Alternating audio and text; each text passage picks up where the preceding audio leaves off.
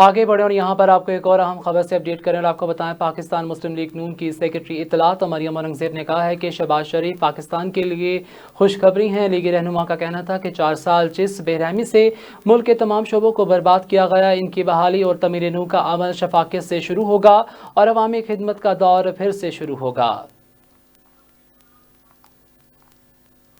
पाकिस्तान के लिए, अवाम के लिए एक बहुत बड़ी खुशखबरी है। जिस तरक्की का सफ़र 2018 में रुका था वो दोबारा से शुरू होगा। नौजवान को रोटी मिलेगी, रोज़गार मिलेगा, कारोबार मिलेगा। शहबाज शरीफ साहब ने मुल्क को डिफ़ॉल्ट से बचाया था।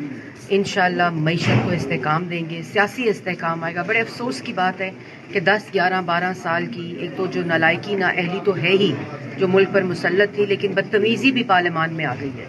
और जिस किस्म का रवैया खैबर पख्तूनख्वा की असम्बली में हुआ, एक खातून मेंबर को हरासा किया गया, उसकी जितनी मजम्मत की जाए, लेकिन एक माइंड सेट ख़वातीन को हरासा करने का हमें मालूम है कि इनका है।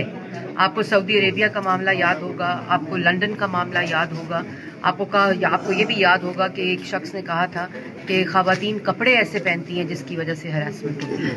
तो ये वो जहनीत है जो मुल्क पर मुसल्लत है। लेकिन आज जैसे मैंने पहले कहा कि एक बहुत ही बड़ा दिन है।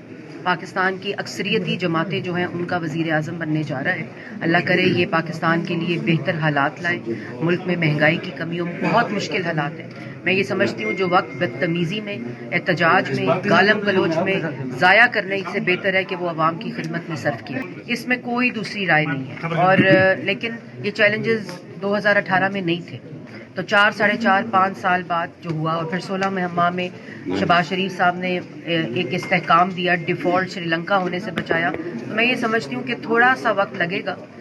इसमें कोई गलत बात नहीं करनी चाहिए। अवाम को भी पता है अवाम मुश्किलात में, और मैंने जैसे पहले कहा तमाम जमातों को मिलकर पाकिस्तान के अवाम को सोचना चाहिए और उनकी खिदमत करनी।